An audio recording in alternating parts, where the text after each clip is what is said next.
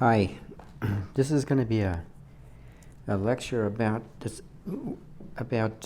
further Bellmanizing you. So here's what I mean. In the lecture on rational expectations equilibrium, we saw that the firm within a rational expectations equilibrium for our little model had optimal behavior that was characterized by this Bellman equation. So essentially, someone said a Bellman equation is worth 1,000 words. One Bellman equation is worth 1,000 words. And just by reading this, we can pull out the whole story of what's going on in the model. So remember last time there was a big Y, there was a little y. The prime meant tomorrow. That's today, little y, big Y. So there's a value function tomorrow. There's a beta, that tells us tomorrow. And this tells us about a bunch of stuff today. If we stare at it, this is telling us how little y and big Y are affecting the decisions of the person that's choosing little y, taking what is given, y and h of y, as given. And I'm just going to remind you of that. Now, what I'm going to talk about today is I'm going to show you another Bellman equation. Actually, I'm going to show you two. I'm going to have two firms called 1 and 2. And this notation, minus I, means 2 and 1, meaning if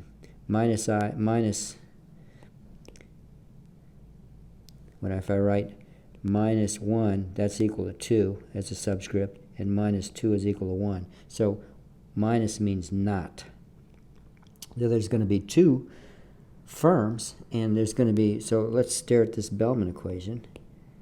I'm going to lead up to this. It's going to be a little bit of a mystery at first.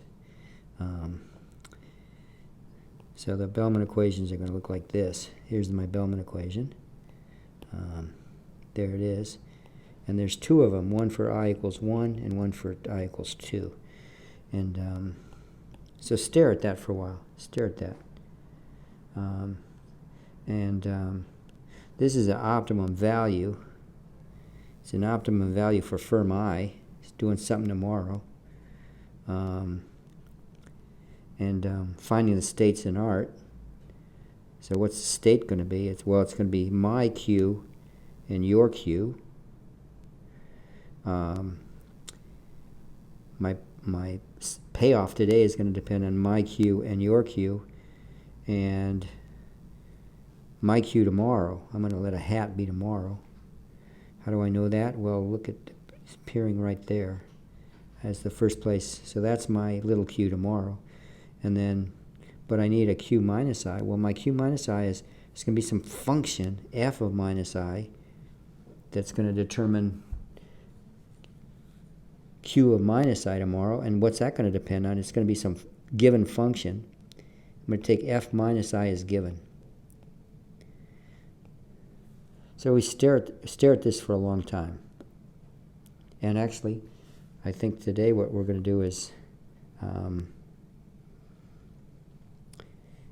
going to learn how to read this Bellman equation and see what it's about.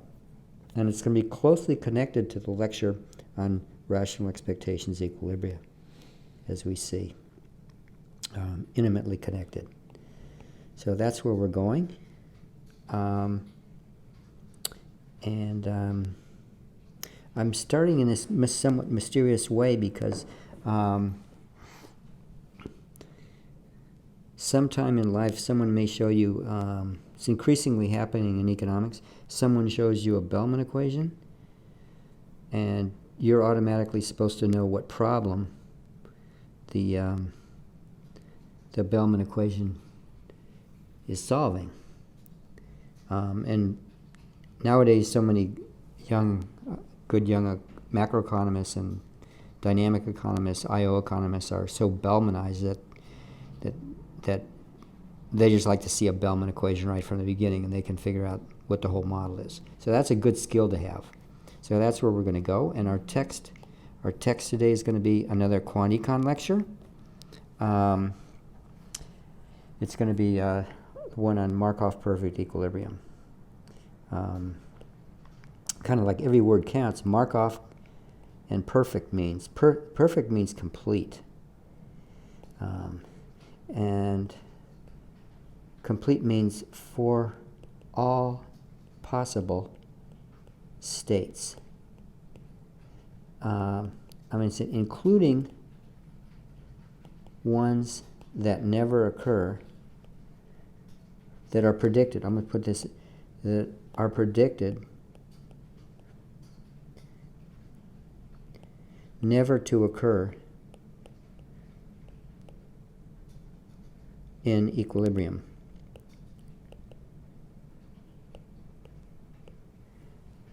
That's what perfect means. It means complete. It's a synonym, but complete in that sense. Okay, so as usual, I'm going to, in a quantecon tradition, I'm just going to focus on an example, and I'm just going to go through, and structure of this is I'm going to go through and kind of give you a reader's guide to this quantecon lecture, and then at the end we'll fire up quantecon, and we'll fire up colab, and we'll show you code that actually implements this.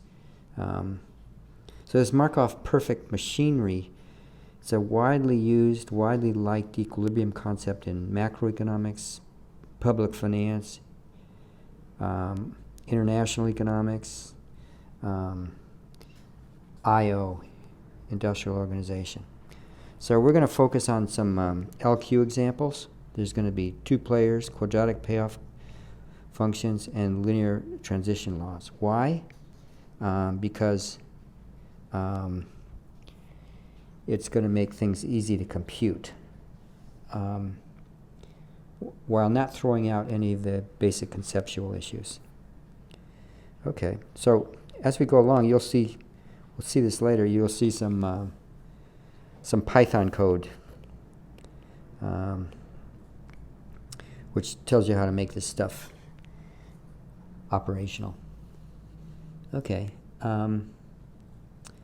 so let's just dive into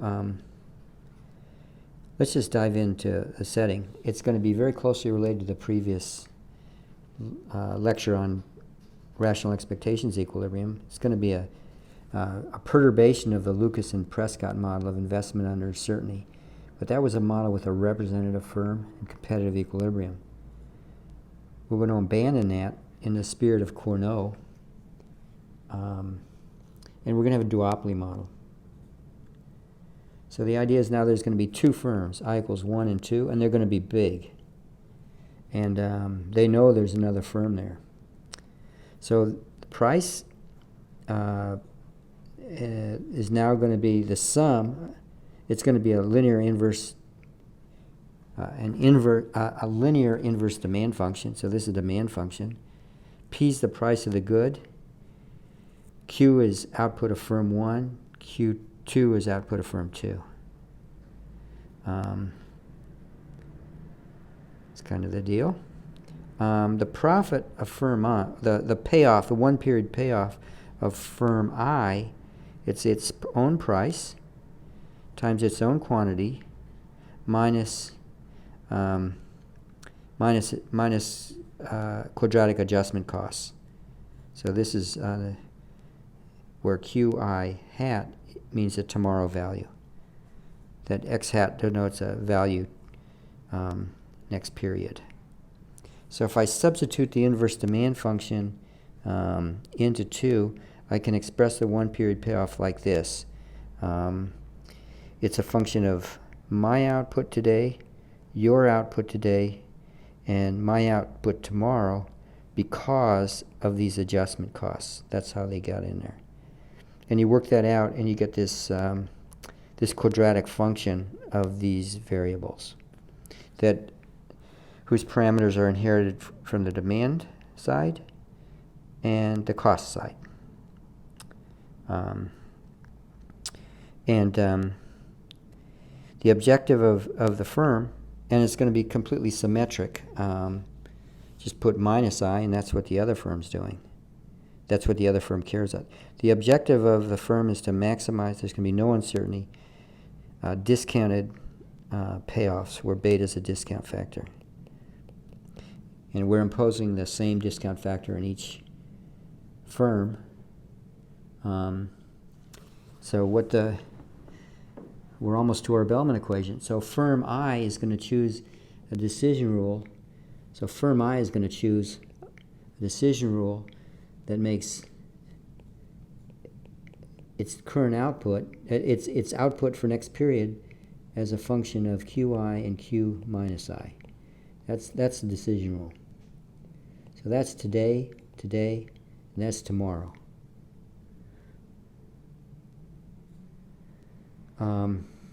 So each firm is going to take the decision rule of the other firm as known and as given.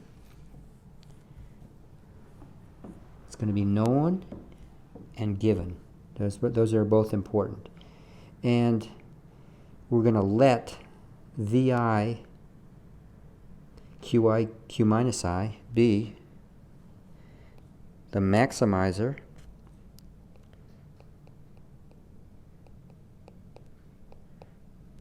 of this,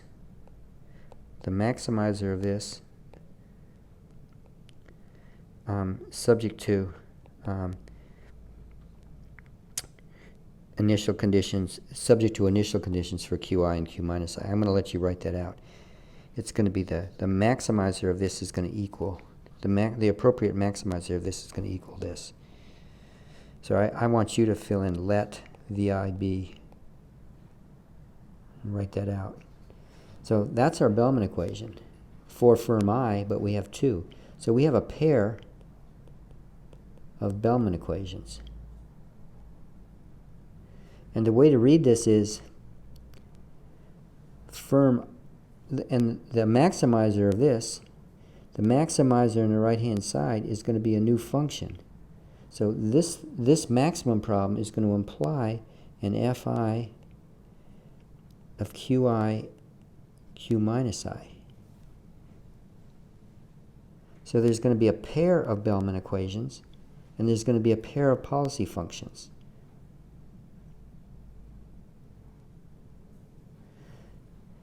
So now we're all set up. We're all set up to define a Markov perfect equilibrium. So every time you have to define an equilibrium, it's going to be a list of stuff that satisfies a list of conditions. So what's the stuff for this? Well, it's going to be a pair of value functions, V1 and V2, those are value functions, and it's going to be a pair of policy functions. It's a pair such that for each I and each possible state, meaning each possible Qi, Q minus I, each possible state, Qi and Q minus I, each possible state there, the value function satisfies that Bellman equation. That's optimization. Now it's optimization where each firm is taking as given the other guy's decision rule. And then the key thing is the maximizer on the right side of this is equal to the decision rule that the other guy takes as given. So now it's fun to look at what the words mean. Markov means that the equilibrium decision rules only depends on the current values of the state, Qi and Q minus I, not past values.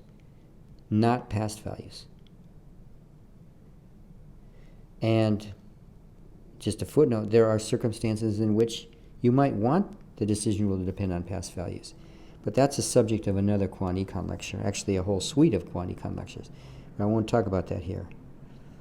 So perfect means complete in the sense, well, we're going to use backward induction, and we're going to build an optimizing behavior for each firm at all possible future states, all possible future states. And then our remark is these include many states that will not be reached when we iterate forward on the pair of equilibrium strategies. So you think about this. And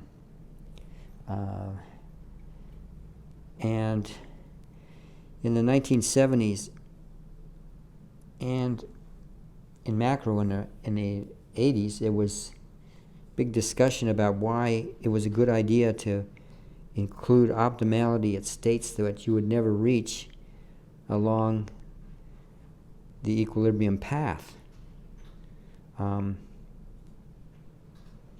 And that's a good thing for you to think about and study elsewhere, but we're building that in. So, how do you compute this? Now, it could be, I'm just going to say, in some settings, computing a Markov perfect equilibrium and so computation, existence, and uniqueness, those are all important topics that I'm not going to treat in any depth here. But there's one very popular strategy that you'll encounter over and over again, and it's widely used in applied work. And many times it's people cross their fingers and just to hope this is going to work. We're basically going to use our old trick is we're going to put a j on the right side of our Bellman equation and a j plus 1 on the left side, and we're going to iterate and hope it converges. And then we're going to say if it converges to the equilibrium that we want, Markov perfect equilibrium. So it's going to turn out, when we have our linear quadratic dynamic programming machinery, the mathematics becomes really beautiful and simple, because essentially the structure is going to be this. The dynamic program, those become a pair of Riccati equations. Okay. And then the technique's going to be, we're going to stare at them and rearrange. I can't write. Rearrange. And then it's going to turn out, we get at each stage equations for fi, f minus I, fi and f minus I, these iterates. This is going to be the key idea.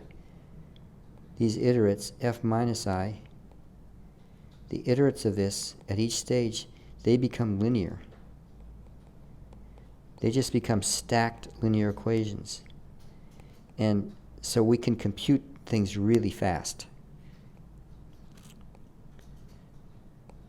Those are the details I'll tell you about now, but that's the key idea. What we're going to get is in our problem, we've rigged it to be linear quadratic, both guys' problem, on the assumption that the f minus I in the decision problem is linear. We're going to go through and write down our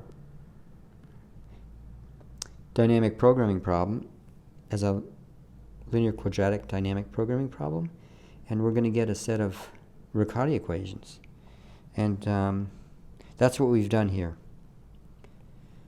I'll let you read this. You know, we have these matrices. Look at this. We have these matrices. And we've done this over a finite horizon. And we'll play games. We'll experiment with driving these T1 to plus infinity and the T0 to minus infinity. That's where we're going to go. So if we do this, we do a little work. We're going to get a pair of equations for decision rules. That's what they look like. This is for firm 1. This is for firm 2. From our knowledge of linear quadratic optimal control, that looks right. There's our covariance matrix that we're inverting. Covariance-like matrix. There it is again. So those are the decision rules. Here's the Riccati equations, here and here. And if we stare at the decision rules, the formulas for the decision rules,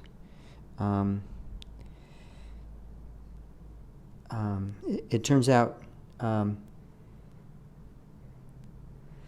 what you can do is you can well, first look what you do it. Here's a when you look at this decision rule, there's an F on the right hand side, and okay, I'm just going to go like this.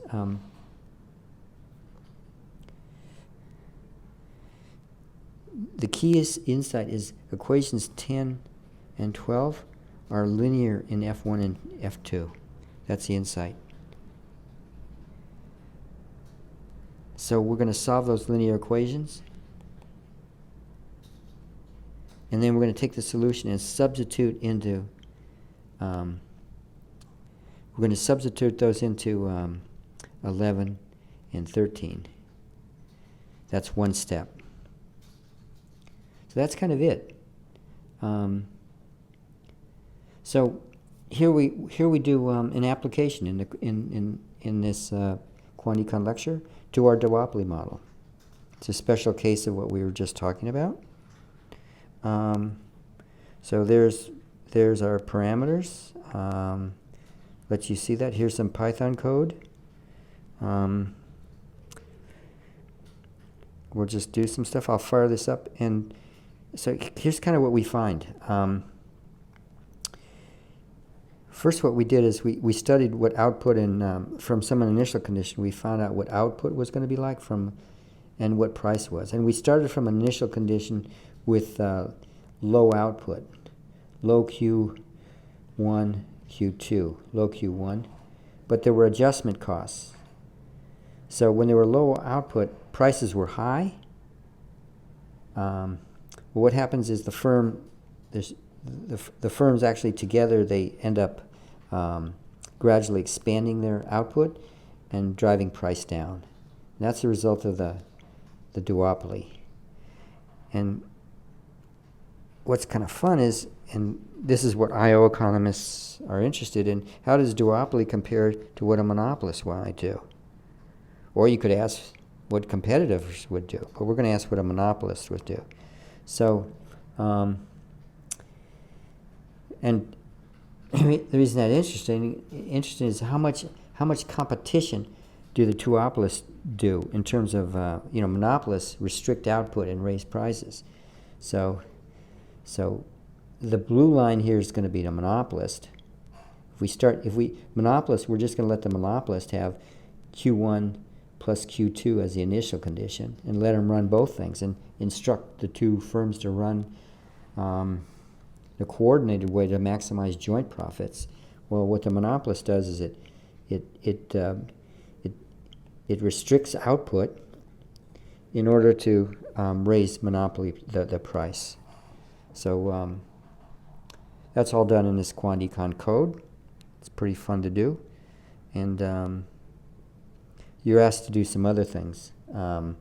Actually, in another model, a famous model of Kenneth Judd that uses the same.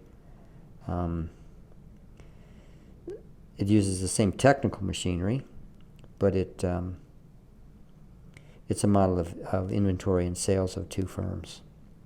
So that's the structure of this lecture. I just want to remind you it'd be good practice to get yourselves to come back to this Bellman equation and see if you can understand the whole model just from someone showing you that Bellman equation. And what I mean by that is, from that Bellman equation, you could tell me exactly what the function v is and what the function f is, and so on. Okay, now as promised, I'm going to go back to a really fun part. Here's the Markov perfect equilibrium again, this is, now we're live on quantecon. Earlier I was just printing a Markov. If I press Launch Notebook, I will get a Colab page. And actually, to start this up, I'm just pressing, here's where I go again. I press this, and live right now we're installing all that we need to do. We're installing quantecon. And now we come here. If I press this, press that, I'm going to import everything I have to do from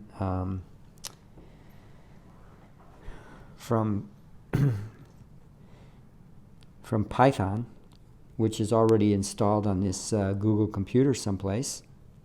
We're not running this on my computer or on my iPad. I'm giving this lecture on an iPad. We're running this on this link, Colab. It's somewhere in Google space.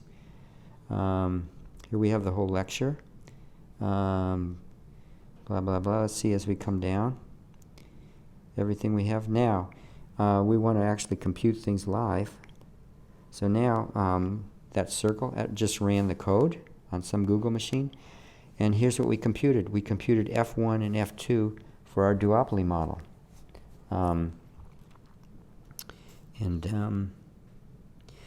You know, notice how when we did the duopoly model, we mapped it into, we had our fun usual finding the states in art. We have our two decision, you know, what's the state here? Constant, Q1 and Q2, and so on. And so we could go through and we can go through and run the rest of the code. And as I said in the last lecture, we can change things. We can change parameters. You know, I can change. Let's change the adjustment cost. Let's make them 20 instead of 12. So I just raise the adjustment costs, and let's make Python recompute the decision rules, and it did. So this is a machine for actually doing experiments, and you can see you can do this without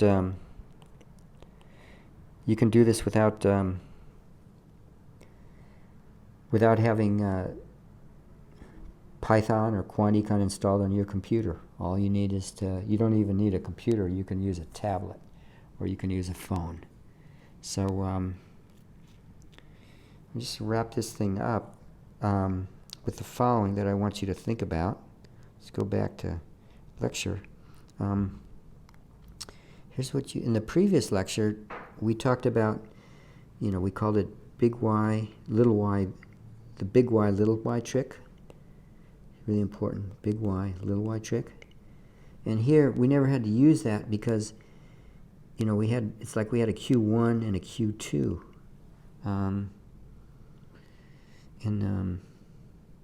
So there were similarities and differences between what we did that would be revealed by studying the Bellman equation carefully. Okay, so that's going to conclude this talk. I hope you have fun using these tools. They're very powerful.